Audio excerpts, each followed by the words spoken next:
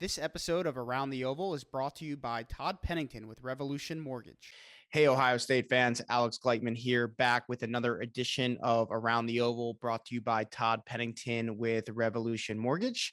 I am here today with Tony Gerdeman. We're doing this podcast at halftime of the Ohio State at Rutgers basketball game in Jersey Mike's Arena. Tony is paying homage to the Rutgers Scarlet Knights with his SHI hat. SHI Stadium, home of the Rutgers Scarlet Knight football team. Greg Schiano will be very pleased with Tony tonight. And, you know, the two of us are it's the off season. There's a lot going on right now. Ohio State's in winter conditioning. In a few weeks, they'll start spring practice, believe it or not. And then, you know, they got the spring game in mid-April that was announced today. Tickets on sale for the Life Sports spring game. I still believe they call it here. It's going to be April 16th at noon Eastern in Ohio Stadium. So tickets are going to go on sale on Friday. For those of you listening to this on Thursday, that is tomorrow. Be sure to get your spring game tickets and support the 2022 Buckeyes. And speaking of the 2022 Buckeyes, we are going to be talking about them today, kind of doing a way too early schedule preview prediction, game by game. And so, Tony, big one, opener for Ohio State, time TBD, but Saturday, September 3rd of Labor Day weekend. I would be somewhat surprised if it's not an 8 p.m. kickoff. But Notre Dame's coming to town. Marcus Freeman, James Laurinaitis, Al Washington, Lorenzo Styles Jr. There's probably a few others that are notable storylines. Let's kick this off. I mean, Ohio State, Notre Dame in Ohio Stadium. How do you see this one playing out in the Buckeyes' first game? Yeah, can you have homecoming on the first week of the season? I don't know if they can do that, but this is a really interesting one to me because obviously it's two of the biggest names in college football, and there's no build up to it in terms of no first game. Ohio State's not playing Arkansas State before this. This is just, we're going to see how good they are right away. Going to see how good Notre Dame is right away. I think Notre Dame has more questions than Ohio State. It'll be my first time seeing Notre Dame in Ohio Stadium since I was a student in 1995, Alex. My sophomore year there at Ohio State. That was a very big ticket that a lot of students ended up selling because of how much money you could get for. But I like Ohio State there. I expect them to be crisper than Notre Dame. And then also, this is going to be a brand new defense for Ohio State. So that's going to be difficult for Notre Dame to prepare for as well. Even though they just did see Oklahoma State, you're going to be seeing a different version of Jim Knowles' defense with Ohio State's bodies and whatever tweaks they have there. Yeah, and look, Ohio State, Jim Knowles didn't coach that game either. So not that, you know, obviously they didn't go too outside of what they normally do, but at the end of the day, you know, he wasn't the guy calling the plays or technically really preparing for that game. So different personnel on both sides of the ball. I think Ohio State's definitely going to have a learning curve on the defensive side of the ball. I think, though, they're already going to look better. I think Jim Knowles is going to be really motivated. His first game, a big game, to come out with a really good defensive game plan and have his guys ready to go. And, you know, I think you kind of said it. Ohio State's offense is going to be pretty crisp. They lost, you know, Thayer Munford, Nick Petit-Frere, you know, obviously Garrett Wilson and Chris Olave, but Travion Henderson's back. CJ Stroud is back. Jackson Smith-Njigba is back. You saw what Marvin Harrison is capable of in the Rose Bowl. Obviously, Julian Fleming and Emeka Egbuka. The playmakers are plentiful at Ohio State. Mayan Williams, Evan Pryor, like you go on and on. Offensive line wise, I mean, look, whatever the combination is, I feel pretty good about this offensive line. I think Justin Fry also is going to try to get this group back to play physical football, be able to run the ball at will, especially in short yardage situations. So I feel really good about the offense. I think, look, I don't know how Marcus Freeman's going to turn out. I think he's in a little bit over his head. I mean, this is a really big jump he's making. He's never been a head coach, and now he's going to be a head coach at one of the most storied programs in the history of college football. And he's going to have to go into Ohio Stadium in his first, let's call it his first real game as a head coach. I know he coached the bowl game and things like that, but this is like his first real test as a head coach, and that people are actually judging him by. And I think there's a lot of pressure on him. Also, who's Notre Dame's quarterback? That's you're going to throw Drew Pine out there. I wouldn't be confident with Drew Pine personally. So, we'll see. Maybe they get someone in the portal. I don't know, but they don't have one yet. So that means they're not going through spring ball with them. I think Ohio State wins this game by at least 2 touchdowns personally. So we'll see. I think we could probably skip the next 2. We both have Ohio State at 1-0, Arkansas State and Toledo at home. Are we in agreement, Tony? 3-0? 2.5-0. How's that? 2.5-0. I think Devin Brown could probably start those games and Kyle and they'll McCord find a can. way to win. Yeah. But I mean, look, Toledo and Arkansas State are solid mid-major programs. So this isn't going to be Akron of last year. So, if they sleepwalk, I mean, they could find themselves in a game for a half or 3/4 or whatever it is. But we've seen it. Northern Illinois, Ohio, they've come into the horseshoe. They've given Ohio State games before. So we'll see how those go. But I think we both have them 3-0. Then Big Ten opener, week 4 at home against Wisconsin. Thoughts on that game? I think it's easier now. It was looking really interesting when Caleb Williams, the Oklahoma transfer quarterback, was looking at Wisconsin. Now you'll have Graham Mertz, who is he finally a junior right now, coming into his junior season, maybe was thought to be the all everything. And for one game against Illinois as a freshman, he was, and then has come way back to earth and looks like a Wisconsin quarterback and not a particularly good one. But I would expect him to be at his best. But what level is that? They found their running game last year with Braylon Allen. They tend to have good receivers who can give you trouble, like nobody that necessarily scares you. But then they had Jim Leonard's defense is always, got linebackers all over the place and smart players that just give you problems and get into the backfield. But I still think I like Ohio State's, situation, their chances here. It's another home game. The schedule is pretty ridiculous in terms of how little Ohio State travels. So this being the week 4, I think you got the Arkansas State and the Toledo are good ramp ups to get that defense going. And when you play Wisconsin, it's going to be the most physical game of the year. So they'll be ready for that, or they'll be preparing for that. It will be the best the defense has been to that point. It's going to continue to get better, but I think you go in with a plan to stop the run, and you're going to be sore after the game. That's something the players have told us for years when they would play Wisconsin every year. That's the one game that you feel more than any other the next day. And so they have to be prepared for that. But I don't think there's enough offense to keep up with Ohio State's offense. Even if Wisconsin's running for 250 yards, I don't know that produces the, 35 points or whatever that would be needed to win. Yeah, this is going to be a really good test to see how far CJ Stroud has come, I think, because it might be the best defense that they face all year. Certainly, I think the best coach defense, and that's no disrespect to Phil Parker at Iowa. But I just think Jim Leonard has done a great job there with less than some of maybe even his Big Ten counterparts, let alone national counterparts.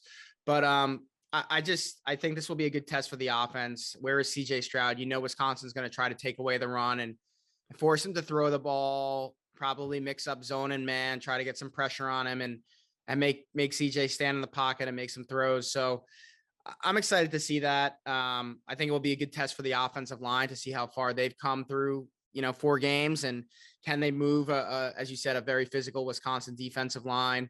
I think on the other side of the ball, it's going to be stop the run, stop Braylon Allen. If they could do that, this year's defense would struggle, I think, against Wisconsin, because I think Braylon Allen would run all over them by the end of the year. But if this defense could stop their run game of Wisconsin, I mean, look, Graham Mertz might make a jump and he might be the player that everyone thinks he was, but I still don't think that they have enough offensive firepower if they can't run the ball consistently to be able to stay with Ohio State. Their best chance is to play keep away, keep the game in the 20s, be able to run the ball, eat the clock. I'm going with Ohio State with the win. We both have them at 4-0. Rutgers comes to town the next week.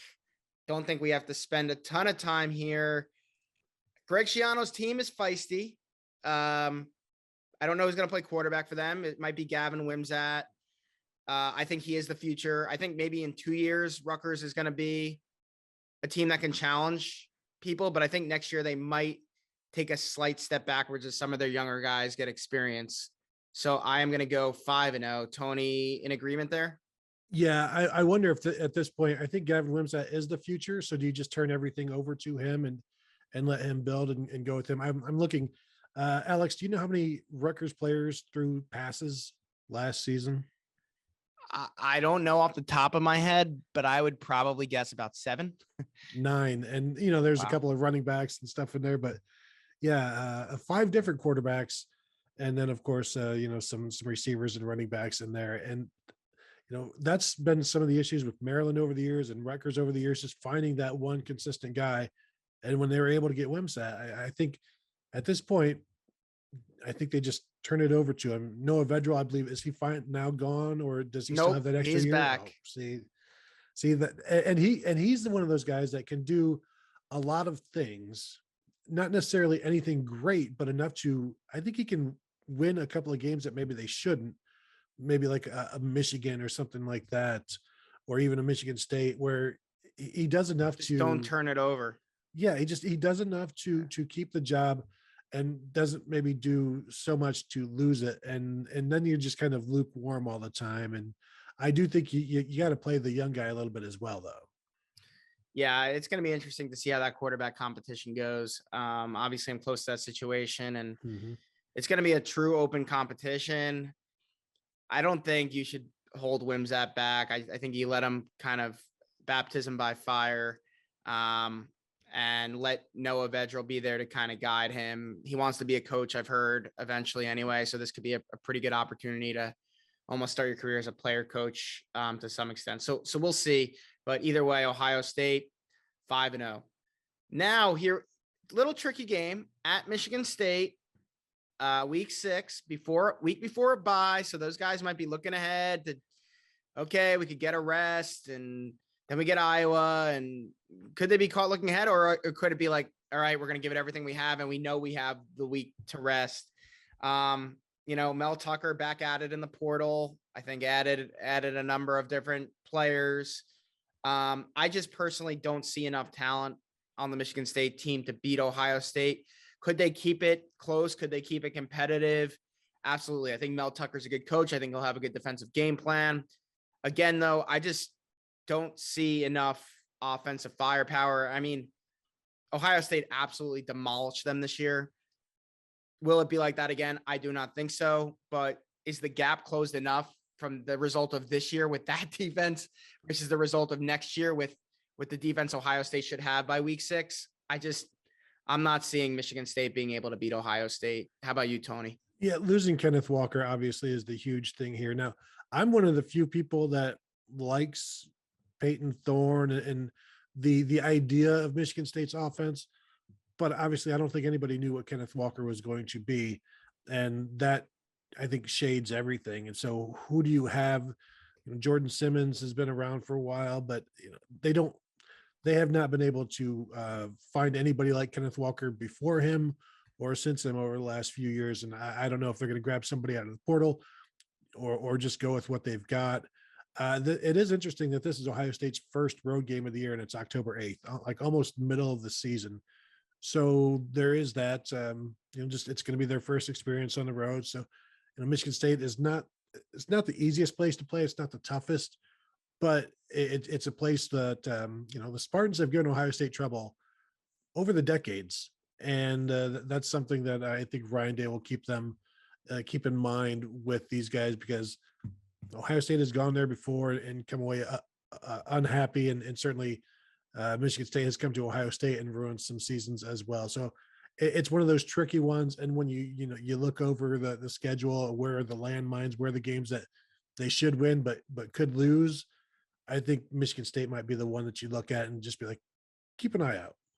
Yeah, you definitely, when you think about the losable games, I mean, that one's got to be on your list. And they did add Jalen Berger, former Wisconsin running back, who had some off-field issues in Madison this year, but looked pretty good as a freshman. He's from New Jersey, Don Bosco Prep.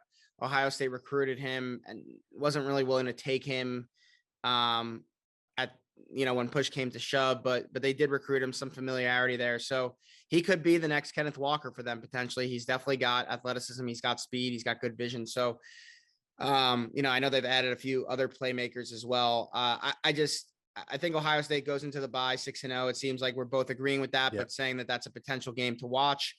Coming off the bye, they get Iowa. They get them at home though.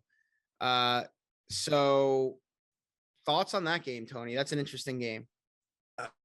I don't really have much respect for Iowa's offense and just the ability to put enough points on the board. It's not explosive. They have decent talent, but you never know what you're going to get from the quarterback. And we don't even know which quarterback is really going to be starting for them this year. And the guy who starts the season opener may not be the guy who starts in Columbus. And it could be one of these things where you just never get enough out of the right guy. And it's an issue all season long. Or Iowa just gels like they sometimes can do. And they're just a pain to play. And then, they'll lose to Ohio State like 17-16 and it'll be close. And then the next week they'll get blown out for whatever reason, because that's just, how Iowa is. But I think Ohio State will be fine. I think there's enough scoring there. This is probably maybe similar to some of the like the 26-17 games this past year, where you get stuck in the red zone and you settle for some field goals, because you can kind of do that safely against Iowa because they're going to do the same thing. Yeah, I just don't see Iowa having enough, especially Ohio State coming off a bye. I think they'll be well rested. They'll be well prepared. I think they'll come out and they'll win that game. Now, the following week, to Happy Valley, Halloween weekend, 99.999% going to be a whiteout night game. Probably the most crazy environment CJ Stroud and a lot of these guys will have ever played in, because 2 years ago, there was no fans when they played Penn State.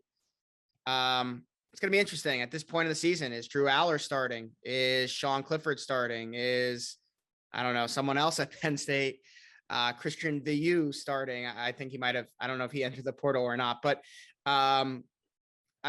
Tony, I mean, you talk about those games where potential losses for Ohio State. This probably would be the number one game I would circle on my calendar. Now, James Franklin has only beaten Ohio State once. It was in 2016. In my opinion, I'd rather give him wins in 2017 and 2018 versus the win that they got in 2016, given they blocked the field goal and blocked a punt and had a return for a touchdown in order to win. But what do you think about this game, the likely whiteout against Penn State? Yeah, Penn State's lost quite a bit on defense, so that's going to be an issue. You immediately look at Sean Clifford, and he's capable of some very good moments, but you never know when the bad moments are going to come, and they're never all that far away. And so it's difficult to have high expectations. And he's had years where, even through just 8 interceptions last year, but 2 of those came against Iowa, 2 against Arkansas. So like the tougher defenses, he can kind of disappear a little bit. And will Penn State be able to run the ball next year? They weren't able to run it this past year. Can they run it in 2022? They've lost some guys. They've got talented guys, it seems. I mean, they recruit as well as just about anybody at running back, but the offensive line, not the best at pushing defenses around. And so, where are they with all of this talent? I mean, they rushed for 1,400 yards last year, which is very, very bad. 3.2 yards per carry. That's not enough to do anything. And but it's in Happy Valley. So crazy stuff happens. And you pointed at the 2016, which might've been the craziest, but then the following 2 years later in 2018, some crazy stuff happened for the Buckeyes, and they were able to come away with an insane win there at the end as well. So I don't think Penn State has enough, and I don't know that are they trending down right now rather than going the other way up with James Franklin right now? Or are they just holding steady? Because right now I don't feel them getting better. Although the Drew Aller thing, we'll see what he does, but everybody around him and what the defense is doing, I don't even know if they're holding steady right now. What do you think? Yeah, I mean, they made a change. Well, they were forced to make a change at defensive coordinator.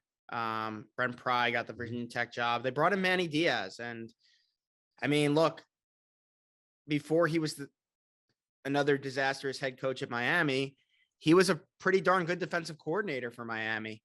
So I don't know. That could be a really good hire for them. I'm not completely sold on Mike Yurcich yet. I think, everyone looks at what he did at Oklahoma State, but was that really Mike Gundy? I mean, their offense has always kind of been good under Mike Gundy. So, I mean, look, the 1 year he was at Ohio State, we can't really say much. He wasn't, it was Ryan Day's offense. And I think that's the reason why it didn't work out, is Yurcich wanted to do his own thing. And, was he great at Texas when he went there? I mean, not necessarily, but was that Tom Herman's offense? So I don't think we really know. I think in a couple of years, we'll see how good Mike Yurcich is with how much he develops Drew Aller and how that offense looks. I mean, they had a really good recruiting class this year, ranking wise. They've been recruiting well, but I kind of agree. They've gone down. There's no doubt about it. They've certainly gone down. Look at where they were a few years back, and now look at what's happened the last couple of years. And it hasn't been really good. I think it's crazy, the money and years that they gave James Franklin. It's absolutely nuts. I would not have done that personally. But that's why they don't pay me the big bucks either, maybe. So I don't know. This game is really tough for me. I kind of it's almost like so hard to go undefeated. I know they've done it in the regular season and whatnot. I've kind of just felt like they're going to go 11-1, but it would be a loss that maybe doesn't hurt them and they still win the Big Ten and go to the college football playoff.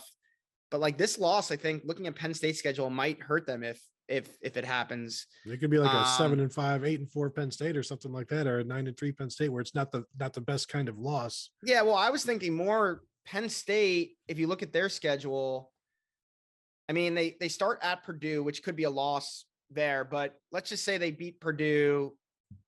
Their only other loss I'm really seeing in the first half of the year is at Auburn, maybe, which wouldn't affect their Big Ten chances. And then they go to Michigan right after a bye. So that's a game you look at. But other than that, they're either at home against Ohio State or Michigan State or Minnesota, or they're on the road against an Indiana and a Rutgers. So if they could get past Michigan unscathed, or even with a loss at Auburn, or even just one loss, the Purdue loss or a Michigan loss, and Michigan ends up with 2 losses, with a head-to-head, they would go to the Big Ten championship over Ohio State. So that's where I start to think about it. I'm going to go with Ohio State. Kind of has one of those moments where it's a really close game and just they find out who they are, and CJ Stroud has a Heisman type of moment and they win a really close game. But I'm not super confident in that pick, to be honest. As much as on paper, I agree with you that Penn State isn't all that great. Yeah, and if they are going to lose a game, that's going to be the toughest environment. They're not going to people understand that one, but they're not going to experience anything like that. The good news is they'll have 7 games under their belt before that to get prepared and to be the best versions of themselves. But it's just completely different. And if Penn State is undefeated at that point, that you might be seeing the rare Ohio State underdog in Big Ten play. Yeah, that's true. I don't expect that. Yeah, I don't either, but let's call it 8-0. We both have Matt. Now, very sneaky game here at Northwestern. Look, Northwestern was not good this year. I honestly haven't even looked too much into them next year. But coming off, let's just say they do beat Penn State, and it's back-to-back physical games against Iowa, against Penn State, even though they had a bye week before. 2 weeks ago was Michigan State. So 3 of the last 4 weeks coming into this game, they'll have played Michigan State, Iowa, and Penn State, 2 of the 3 on the road. I mean, they're going to go into Northwestern probably pretty confident, probably a sizable favorite. But can Pat Fitzgerald pull off some magic? Is this going to be a good Northwestern team? Good, or is it the bad one? It's where are they in their up and down cycle?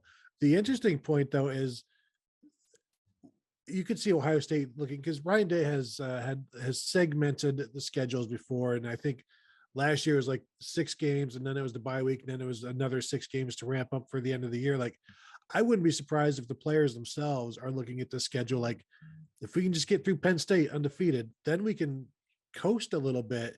You've got a week off, or you don't actually have a week off, but then after you get to Penn State, it's like, we made it. But then, you let down too much, because then it's Northwestern, Indiana, Maryland, Michigan. We'll get to that, but it could be a situation where you've let down so much that there's going to be a halftime speech that is going to involve a lot of yelling and cussing and chewing out of some Ohio State players to get them back into this game. Now, that's where it's up to the leadership of the team to not even have that happen, to have that come into play. But I need to know what kind of team that this is for Northwestern. Is it one of those good years where they're 9-3 or 10-2, or are they going to be 4-8, in which case they'll have no shot? Yeah, I agree with that assessment. It seems like almost like every other year they're good, and so this would put them on track to be good. But I don't know. I need to see them. As of now, I would put that down as a win.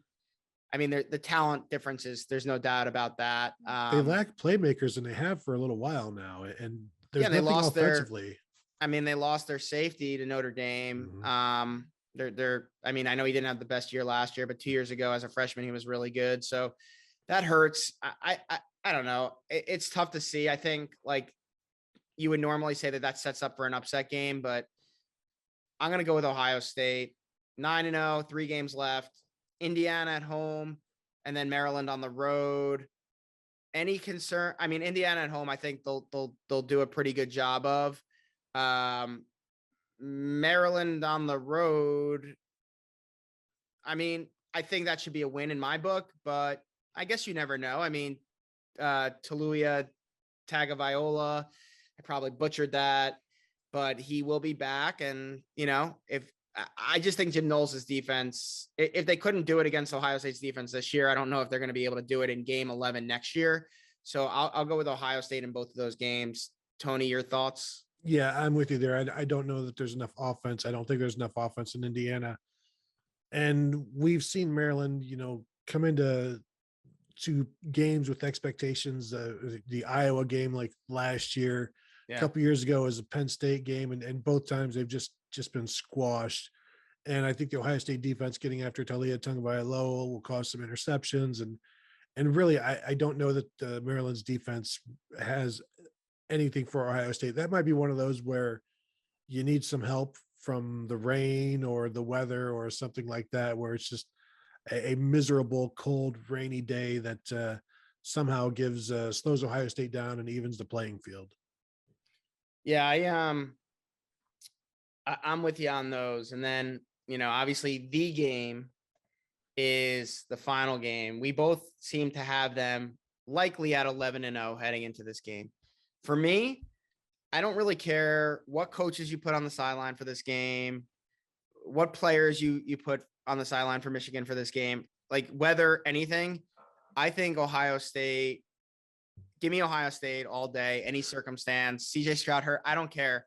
I think if Ryan Day, he obviously wouldn't take this, but I almost think if you could tell him he could go 11-1 with a loss to Michigan and still make the playoff, win the Big Ten, make the playoff, whatever, or go 1-11 and your only win is against Michigan, I think he would maybe take.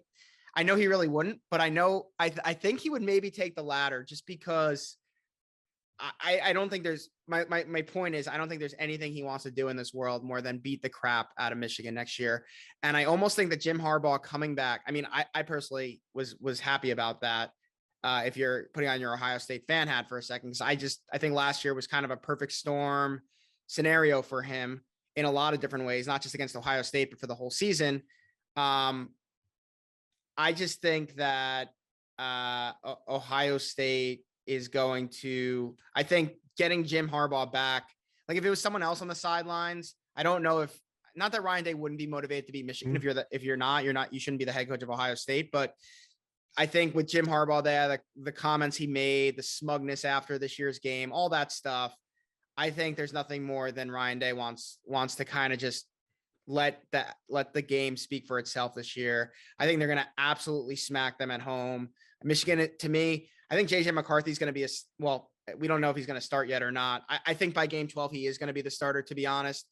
And I think he will be a step up from what they had this year and what they'll have probably in the beginning of next year. But they just lose. They lose a lot on defense.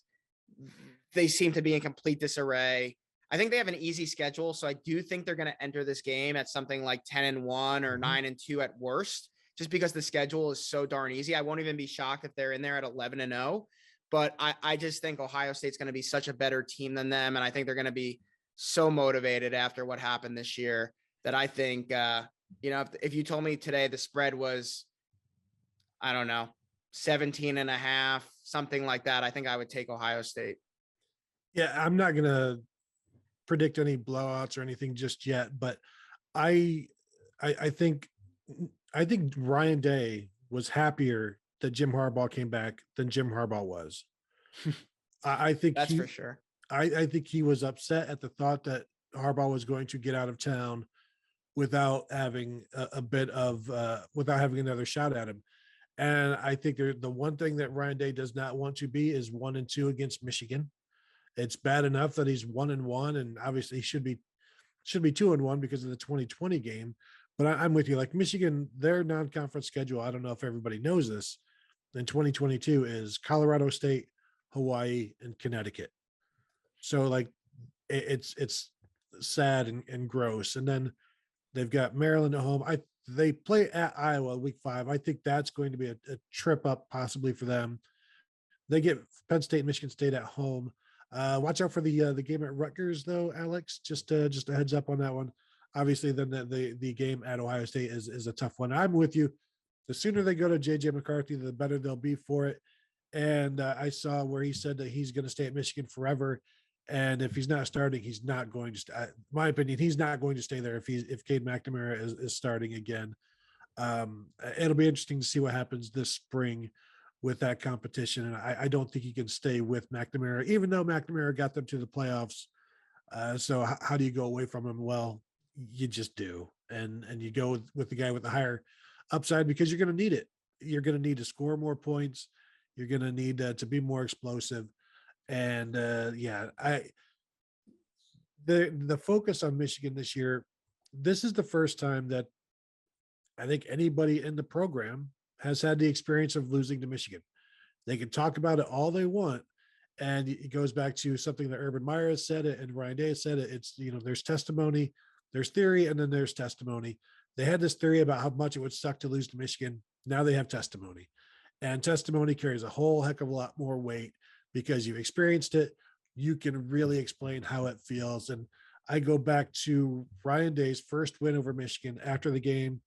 Later that week, I asked him, when the game is over, do you feel more excitement or relief? And he said, relief. You feel relief. And there's been no relief for him since 2019. So it's they're going to be itching for this one. And like I said, would I be shocked by a 59-0? Absolutely not. Am I going to call for that? Not just yet. But if Ohio State is going to be very, very obviously very focused on bringing a whole lot of pain and making people hurt, I think Jim Harbaugh most especially, because remember, Josh Gaddis said this. They were a finesse team, so Gaddis got out, but there are other people still remaining. Yeah, I would have loved for Jim Knowles to take it to Josh Gaddis this year. That would have been something to see. But Sharon Moore was on the staff. He's calling the plays now. So I mean, look, I got Ohio State winning that game, no doubt about it.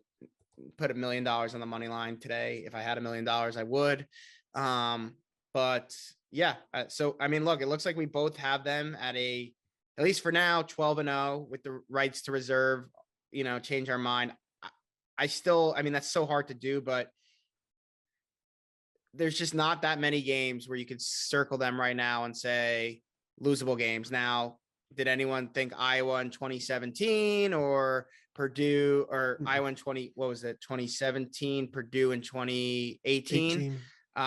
Did anyone think that those two games were going to be, we haven't seen Ryan Day really lose one of those yet. I mean, Oregon last year, I wouldn't say it was, that was a respectable team, that a top 10 type of team.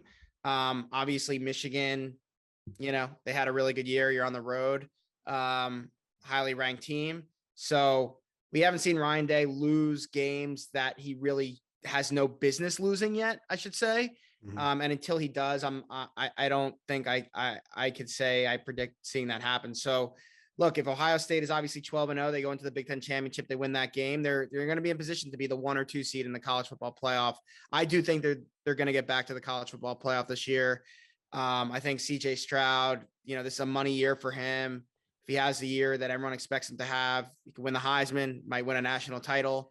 He'll certainly have a chance to potentially be the number 1 overall pick in the NFL draft, if not the number 1 overall pick, a pretty high, top half of the first round type of pick. I think teams will be salivating for quarterbacks next year after this year's pretty weak quarterback class. So, I just think all those things that we talked about, coupled with that, leads Ohio State to the playoff. But we'll see. That's why they play the games. You never know what's going to happen. Guys could go down with injury. Teams could be good that you don't think are going to be good. It just weird things happen, and especially in college football. So, we'll kind of take you through that journey. But Tony, thanks for joining the show. It was good to run down this with you. Listeners always appreciate it. And let's watch some Buckeyes basketball. At this point, Malachi Branham's making it rain at the Jersey Mike's Arena. So let's see Ohio State close this one out, but we'll see you all next week. This episode of Around the Oval was brought to you by Todd Pennington with Renovation Mortgage. If you've been thinking about refinancing or buying a house, check out our sponsor, Todd Pennington with Revolution Mortgage. They offer low rates for refinancing and home purchase loans, including first-time home buyer programs, down payment assistance, and cash-out home equity loans. Check out revolutionmortgage.com/tpennington.